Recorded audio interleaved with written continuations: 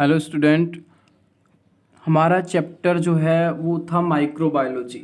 Second section का first chapter microbiology वो start हुआ था और हमने माइक्रोबायोलॉजी क्या होती है उसकी 5 ब्रांच पढ़ी थी, हमने 5 शाखाएं पढ़ी थी।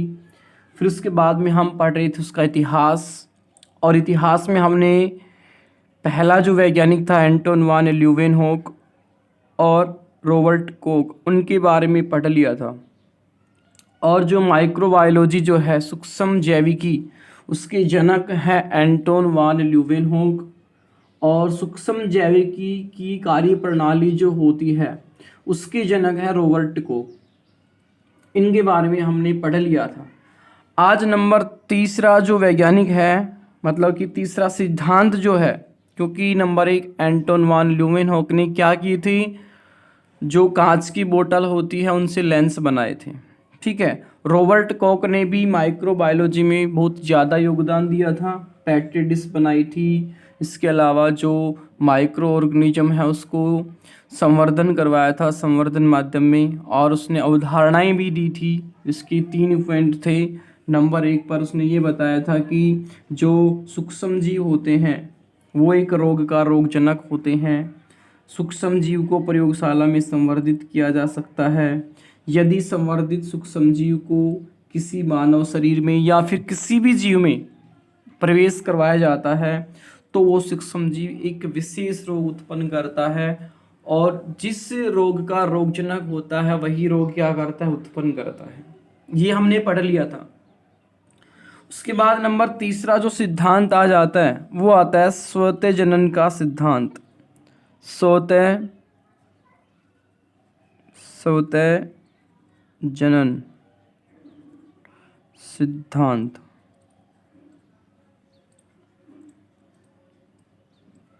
क्या होता है स्वतः जनन सिद्धांत? देखो, नाम से स्पष्ट हो रहा है। स्वतः का मतलब कि अपने आप, जनन सिद्धांत यानी कि इस सिद्धांत के अनुसार जीवों की उत्पत्ति अपने आप होती है।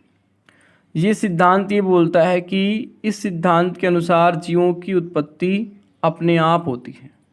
ठीक है। और इन जीवों की उत्पत्ति निर्जीव पदार्थों से होती है। इन जीवों की उत्पत्ति निर्जीव पदार्थों से अपने आप अचानक होती है। ठीक है। और इस सिद्धांत का समर्थन किया था अरस्तु ने। समर्थन करता थे अरस्तु, नाहड़ और एक और था सिम्पसन।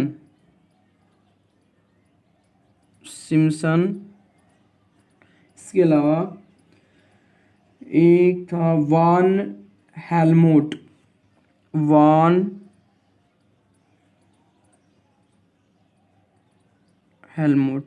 इन्होंने इस सिद्धांत का समर्थन किया था कि जो सजीव होते हैं, कोई भी जो जीव होता है उसकी उत्पत्ति अपने आप निर्जीव पदार्थों से अचानक होती है।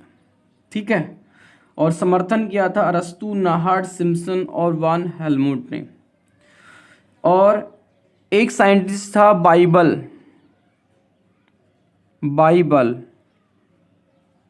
इस बाइबल ने बताया कि जो मधुमक्खी होती है, हनी बी जो होती है मधुमक्खी, उसका निर्माण मधु यानी कि शहद से अपने आप हो जाता है। मधुमक्खी जो है उसका निर्माण मधु यानी कि जो शहद होता है, हनी, उससे अपने आप हो जाता है। इसके अलावा यदि मांस के टुकड़े को हम वायु में रखते हैं, इस सिद्धांत के अनुसार मांस के टुकड़े को जब हम वायु में रखते हैं, मतलब कि वायु में खुला छोड़ते हैं, तो उसमें क्या बन जाते हैं, मैगट यानी कि लार्वा बन जाते हैं।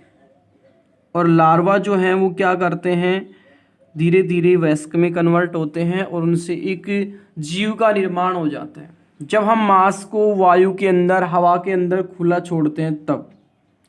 ठीक है। इसके अलावा एक साइंटिस्ट जो था वान जो हेलमोट है, इसने बताया कि एक जो पसीने से भीगी हुई जो शर्ट होती है, पसीने से भीगी हुई शर्ट के अंदर आटे का जो चोकर होता है, जब मतलब कि आटे को छानने के पश्चात जो चोकर बचता है उसको पसीने से भीगी हुई शर्ट में डाल लेते हैं। और रोटी का टुकड़ा, ये दोनों, यानी कि पसीने से भीगी हुई शर्ट के अंदर रोटी का टुकड़ा और आटे का जो चोकर होता है उसको डालकर और उसको बांध कर एक टूटी हुई संदूक में रखते हैं। और वो टूटी हुई संदूक रखी जाती है अंधेरे कमरे में।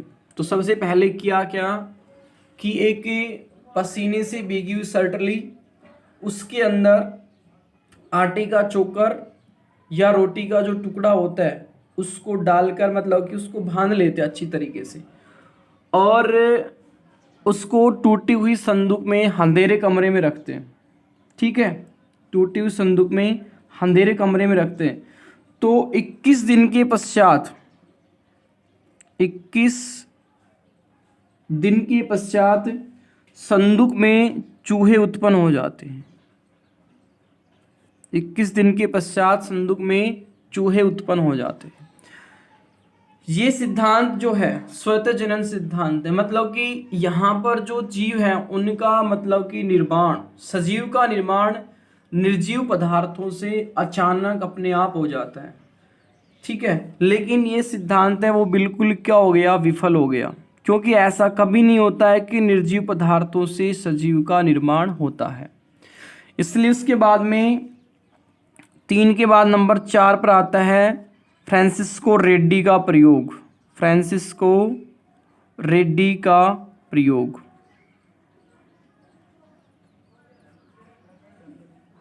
नंबर 4 पर आता है रेड्डी का प्रयोग। रेड्डी ने क्या किया, देखो फ्रांसिस्को रेड्डी ने जो प्रयोग किया और उस प्रयोग के द्वारा इस स्वतः जनन सिद्धांत का खंडन किया कि कभी भी निर्जीव से सजीव की उत्पत्ति नहीं होती है, यानी कि स्वतः जनन सिद्धांत जो है इसका खंडन किया और खंडन करके बताया कि कभी भी निर्जीव पदार्थों से सजीव की उत्पत्ति नहीं होती है। और इसने जो अपना एक्सपेरिमेंट किया और उस एक्सपेरिमेंट से सिद्ध भी किया कि कभी भी निर्जीव पदार्थों से सजीव की उत्पत्ति नहीं होती है।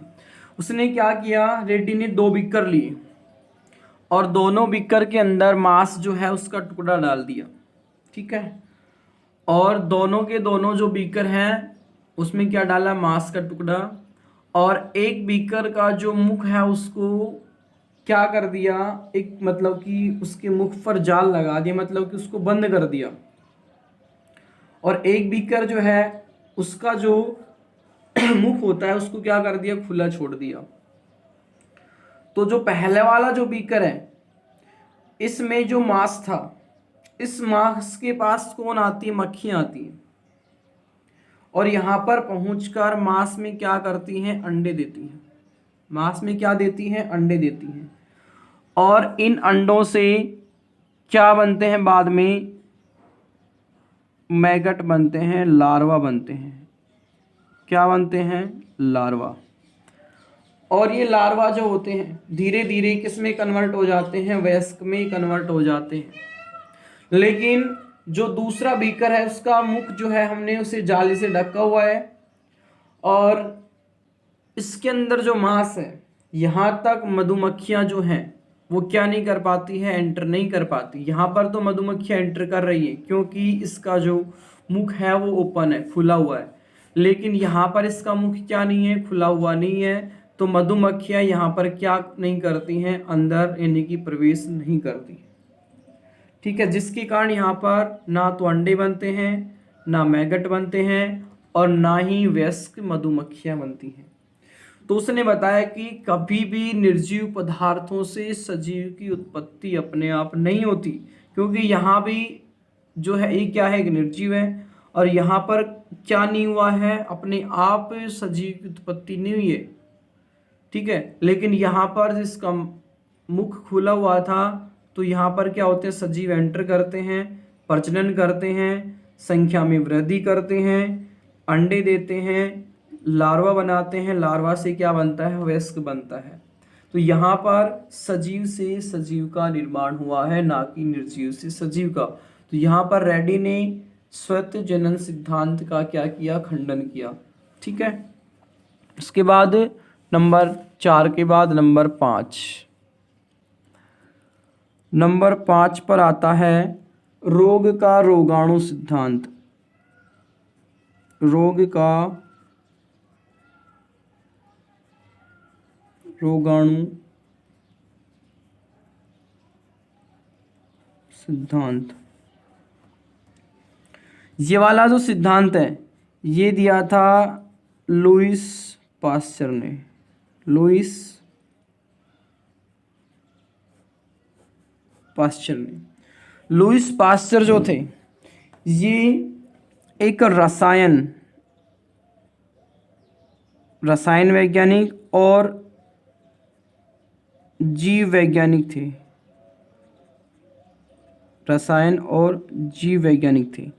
शुरुआत में इसने क्या किया, विज्ञान जो विषय, साइंस विज्ञान विषय का अध्यापन करवाया, विज्ञान विषय जो है उसको पढ़ाया। बाद में ये कौन, लुईस पास्चर, जो लिली यूनिवर्सिटी है, जो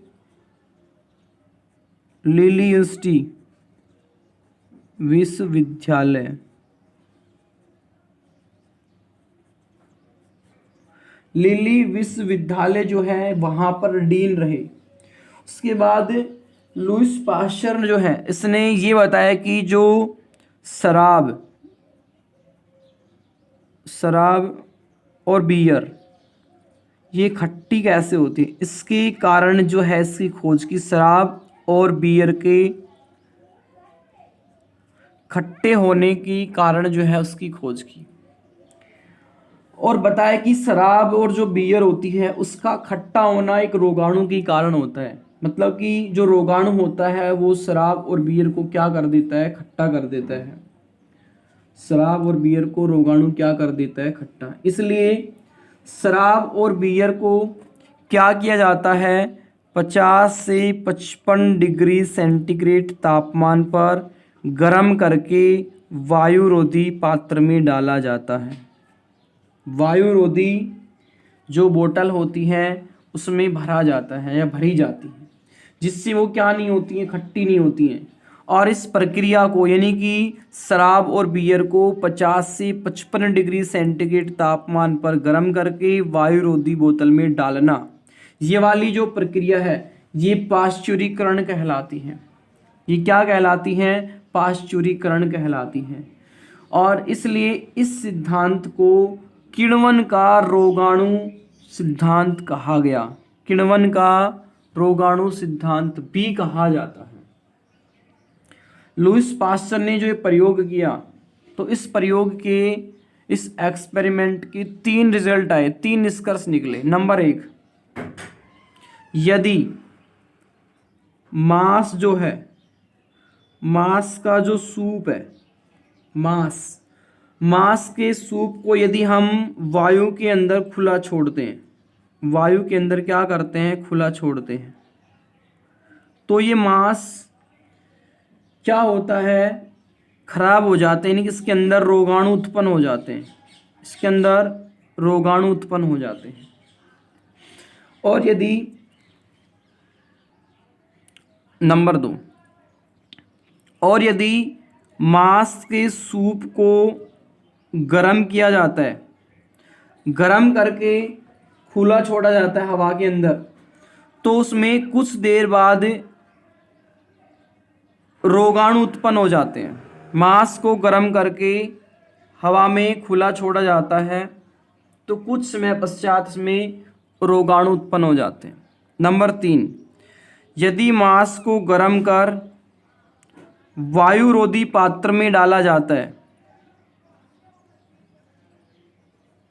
वायुरोधी पात्र में डाला जाता है, तो जो मांस है वो क्या नहीं होता है, उसके अंदर रोगाणु उत्पन्न नहीं होते हैं। मांस के अंदर रोगाणु उत्पन्न नहीं होते हैं। तो लुईस पास्चर ने बताया कि रोग का प्रमुख कारण क्या होता है, रोगाणु होता है। रोग का प्रमुख कारण क्या होता है, रोगाणु होता है। इसलिए इस सिद्धांत को रोग का रोगाणुनाशक सिद्धांत कहा गया। उसके बाद नंबर 5 के बाद में आता है नंबर 6 पर एडवर्ड जेनर।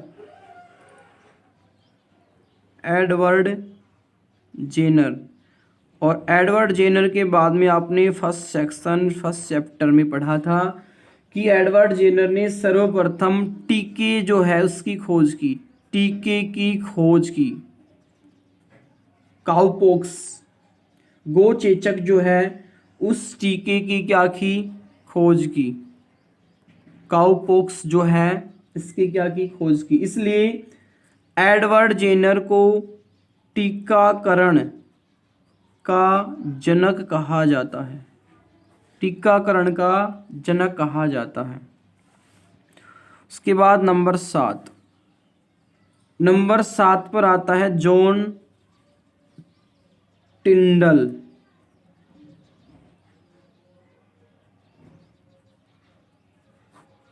जॉन टिंडल, इसने क्या बताया, देखो जॉन टिंडल ने क्या किया कि वस्तुओं को रोगाणु मुक्त करने के लिए, किसी भी पदार्थ को, किसी भी वस्तु को रोगाणु मुक्त करने के लिए एक विधि की खोज की।